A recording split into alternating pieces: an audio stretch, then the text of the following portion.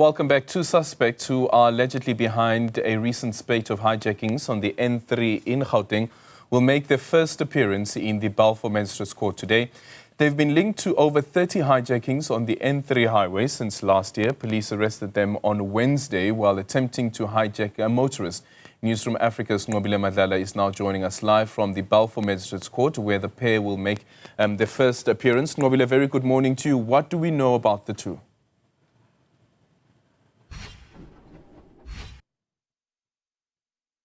To explain, Aldrin, where we're standing is in Mpumalanga, but it's very important to just put this on location.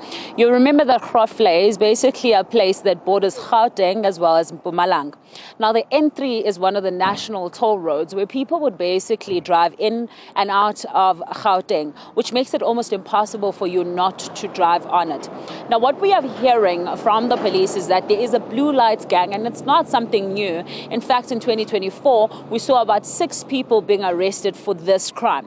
Now, this blue lights gang basically impersonates the police and stop vehicles that are passing. Now, what we know in the past is that they would then stop a car, will be taking the victim, and we understand that things like your cash, your card will be taken away from you, and they will eventually take all the money. Now, this blue light gang has necessitated that there be a unit that will focus on these things. This is working together with Tracker to ensure that people are able to check and isolate the areas where this vehicle may have been taken or where this person might be taken during this kidnapping that takes place when they take the money from you. Now, we know that the Gauteng police basically saw what was taking place, and they then tried to intercept these guys that were basically hijacking a Land Cruiser, which we understand that in this takedown there was shooting, and we later on heard that there were 2 people or 2 victims that were able to be saved from that.